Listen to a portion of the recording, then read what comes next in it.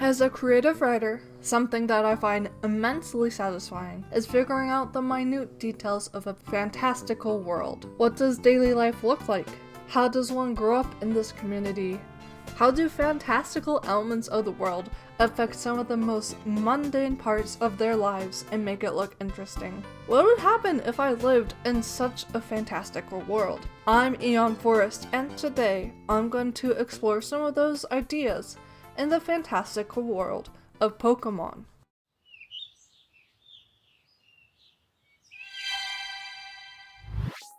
Now, something I'll have to state outright is that the view of the Pokemon world we have been introduced to so far is biased. What? How?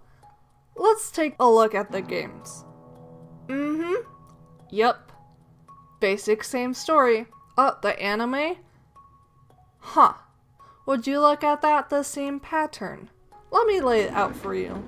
We see through the eyes of a young person whose life mission seems to be bent on stopping some kind of evil, catching Pokemon, and rising to the top to become a champion like no one ever was. That is a very specific slice of life that is scripted for an RPG, which tends to lean towards an exciting self-insert story where excitement and drama is over anything mundane at all. Thereby, the bias. As Pokemon has progressed, we have gotten other stories that have helped us peek into different aspects of the Pokemon world, and those are some of my favorite stories to visit again and again. Even some of the spin-off games take a look at different worlds with Pokemon elements, yet those games aren't necessarily exploring the mundane or simple life of a regular man, the slice of life, or a isekai that games like Animal Crossing delve into. Not that I'm saying that I want or need a Pokemon Animal Crossing game, just that Animal Crossing is an excellent example of what I'm looking for to explore in today's video about the Pokemon world. Though if one did come out, I would be very interested in it. With that explanation and understanding of the bias of the Pokemon games out of the way, we return to my question. What would a regular person's life possibly look like in the Pokemon universe? The Pokemon world is tied closely to the nature that surrounds it. Pokemon is nature, and people live closely with Pokemon, though that may not have always been the case. Thus, a regular person's life in a Pokemon world would see them interact with many different local Pokemon, from friends in the countryside to migratory species and to uniquely adapted Pokemon of the city life. So expect to see stores and businesses everywhere run hand in hand with Pokemon and being accepting of most wild Pokemon coming around. Just casual Pokemon everywhere. Expect that.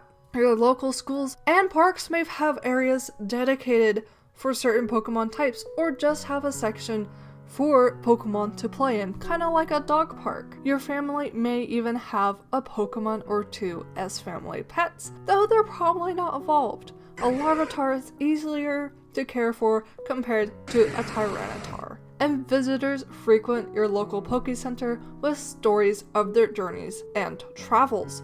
Speaking of travel, it is incredibly easy and recommended.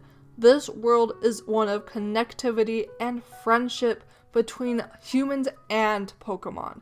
The journey of a 10-year-old may not be as popular as it was when your parents were younger, but an accepted law of hospitality seems to flow in the air wherever you go.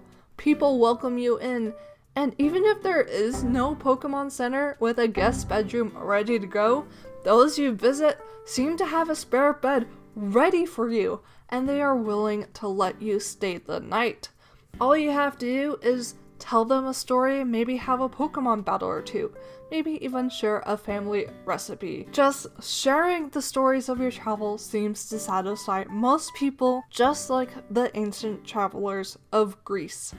But this world is not without fault. Yes, there are still gangs and those who wish to leverage Pokemon for their own good, but with a good Pokemon partner at your side, the world is actually rather safe to travel. Most people rely on friendly Pokemon battles to figure out disputes of violence instead of going to hand-to-hand combat.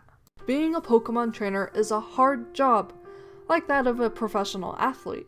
Everyone dreams of becoming one someday, and maybe some do. Some end up running a family gym. Most people hope to maybe make it to Elite Four one day as a young child, but most people give up on some of those dreams because it's very competitive and difficult. Raising a team of fully evolved Pokemon is very hard after all, and not everyone is up to the task. And some people don't even bother training Pokemon.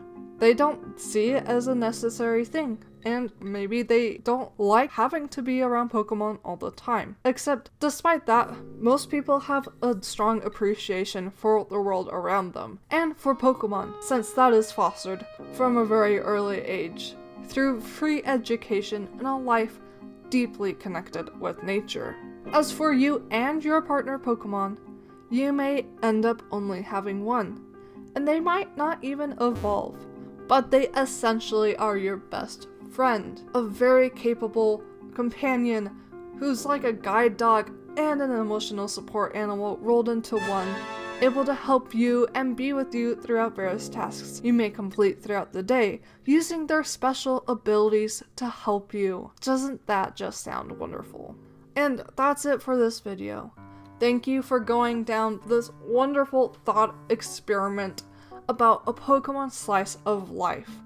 I love thinking about the mundane and fantastical worlds, and I hope this video has helped you develop the same appreciation. If you enjoyed this video, be sure to share it with your friends, and leave a like or comment if you're feeling generous. I will see you next week. Have a wonderful day. Bye!